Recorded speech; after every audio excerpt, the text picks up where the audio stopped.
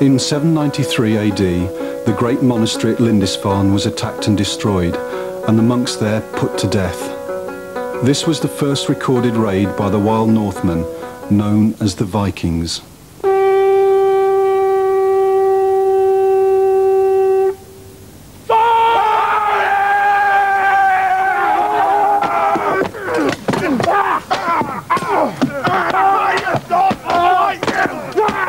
Over the years, their raids increased, and it soon became clear that they intended to stay.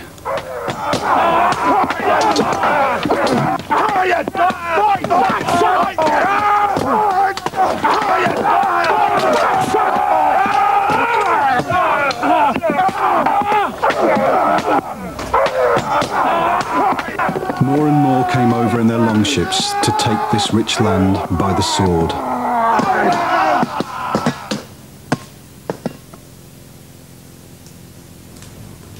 Oh boy! Uncle, stop!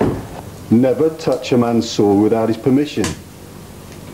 It's the most precious thing he possesses. You know better than that. Sorry, Uncle. That's all right, boy. Do you remember when your father was killed in battle? Well, actually, you're probably a bit young then. Anyway, his sword was the greatest of his many possessions buried with him.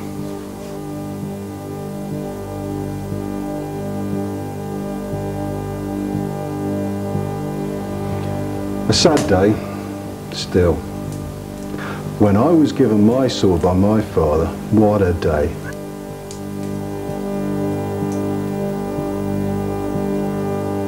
At the time, I was only 12 years old, but I really felt I'd become a man.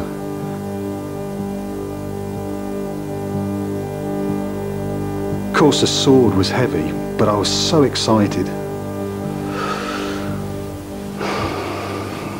Go on, Hakon.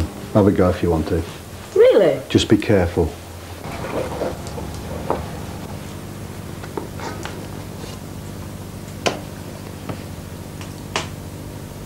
Have you killed many people with this?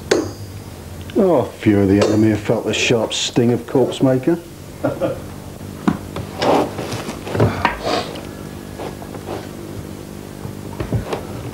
I remember a very famous battle. It's quite a few years ago now. I think we came on shore with about 100 men, and there facing us were 1,000 Saxons. How many? Well, they outnumbered us anyway. And they had their spears bristling and their helmets shining in the sun. Come on, get on with the game. Oh, well, anyway, they were great days. Sadly missed. Your turn. Still, I suppose as you get older, you have to settle down and enjoy the other things in life, like feasting, drinking. That's all you're good for. I did my fair share when our family first came to live here. What do you mean? Well, we had to find somewhere to live. Because we burnt all the Saxon houses down. We hadn't burnt all of them down. Most of them. We had to choose the best land, and then we had to start to build our houses. Yo, Gunnar, leave centres. Could you take that log and take it down to the new building over there? Yeah. It was hard work chopping down trees and making them into beams and planks for the walls. And once we'd finished that, we had to carry them into the village, and we all set to putting them together to make our homes. Of course, there were some people who didn't want to help. We had a way of dealing with them.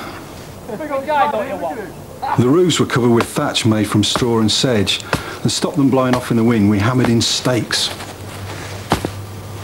When everything was finished, we decorated them with carvings. While all this was going on, we had to raise crops so we could all keep fed. Crops for bread, Ale, vegetables, cereal.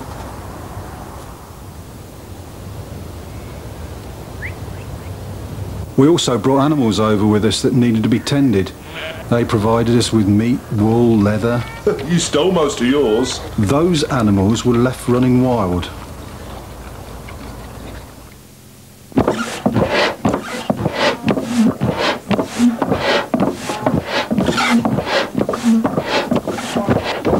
Anyway, I did the most important job, making and mending all the tools in my smithy.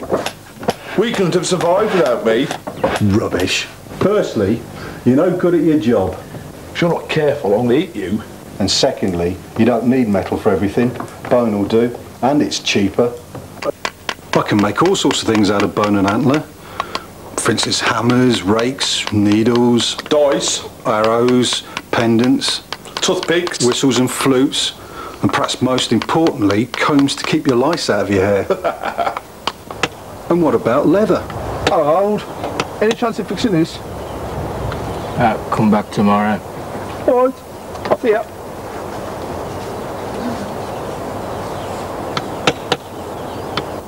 If you don't have a good pair of shoes, or a belt to hold your kirtle, or a sheath to hold your knife, I mean, how would you get on? Anyway, I don't care what you say. I am the most important person in this village. Oh! What about us women? Who do you think was here looking after the farm while you were off raiding? Who do you think looked after the children and defended our farmstead against wild animals and all the thieves? What do you think we were doing while you were away? Now, don't you go listening to their stories. You need common sense to get through this life, and we women have got more than our fair share of it. I saw that. You men take so much for granted. What do you think goes into making the clothes that you wear? Once you've got the wool, you've got to spin it into yarn, dye it, weave it on the loom, and then sew it into clothes. And with the size of you, that's a lot of sewing. Shut up, woman!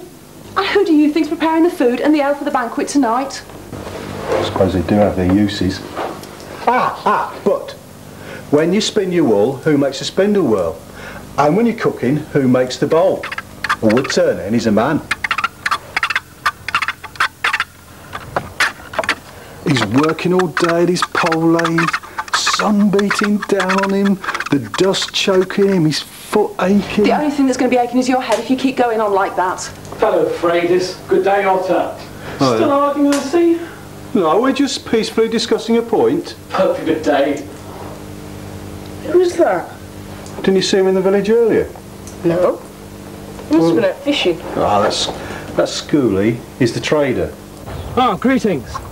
Ah, this for my lady. Is this Amber? It is Amber. Is this true, Amber? It is true. He goes from village to village trading his goods. We give him what we have plenty of in return for things that we really need. I made a good trade today. Got this lovely silver brooch for 20 of my combs. Look at the workmanship on that. I bet Freddy's got some salt for the banquet tonight. Of course, the other thing he brings are these wonderful, strange stories. What? Even better than yours? Don't be so cheeky. Actually, I think he's about to start one over there. If you strain your ears, you'll probably hear it. Hear now a tale of warrior kings in days gone by. Grim warriors, battle-stained war scythes, clash before Odin's fire. Spear storm, shield thunder. The sons of men grow bold before the clash of metal doom. One thing I do know, cattle die, warriors die. The time on earth of each one of us is numbered. He who may should seek fame before he dies. The deed of great men are always remembered.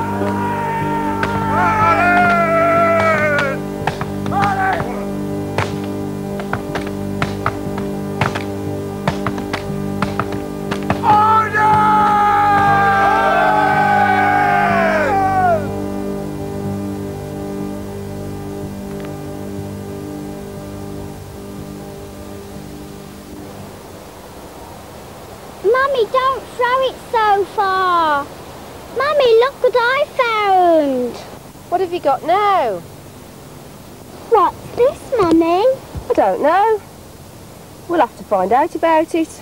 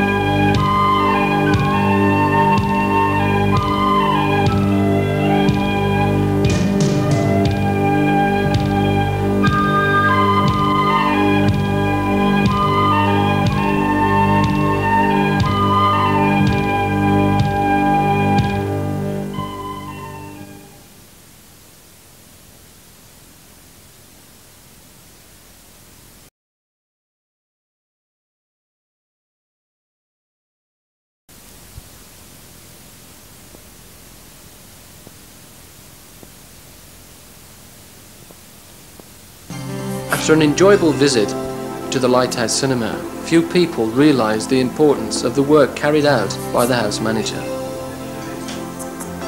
On arrival in the late afternoon, the house manager will enter the box office and make preparations for tonight's performance. Preparations must be made to replace staff if they are absent, as well as dealing with any inquiries.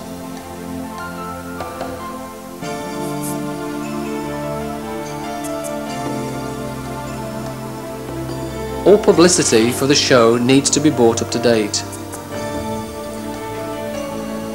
The house manager will liaise with the projectionist to see that the house lights are in working order and that there are no problems with the film.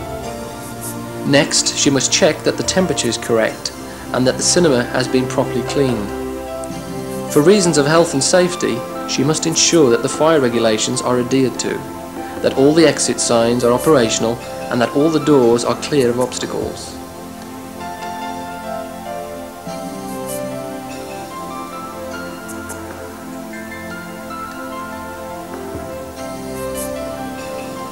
Back in the box office, the house manager will help out other staff in the sale of tickets. Later, she will have to check that the stewards are in place.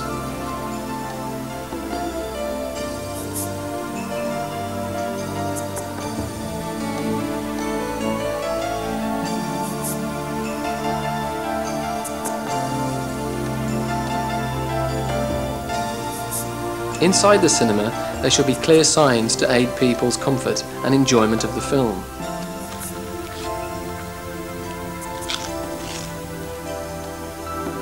The house manager might also occasionally need to deal with an awkward customer. The showing of the film gives a chance for further work in the box office. After cashing up and locking the takings in the safe, the house manager can begin the daily report and make any entries into the message book.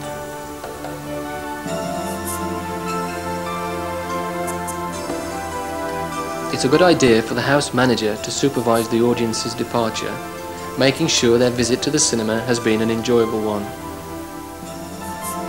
After checking that everyone has left and for any lost property, the cinema can now be locked up.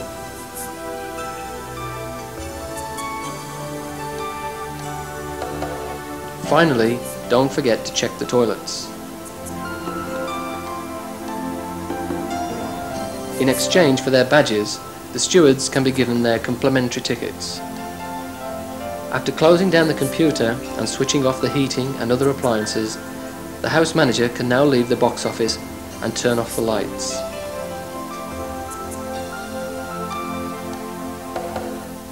With the exterior doors locked and all the keys left in a safe place, the setting of the alarm completes a busy evening's work.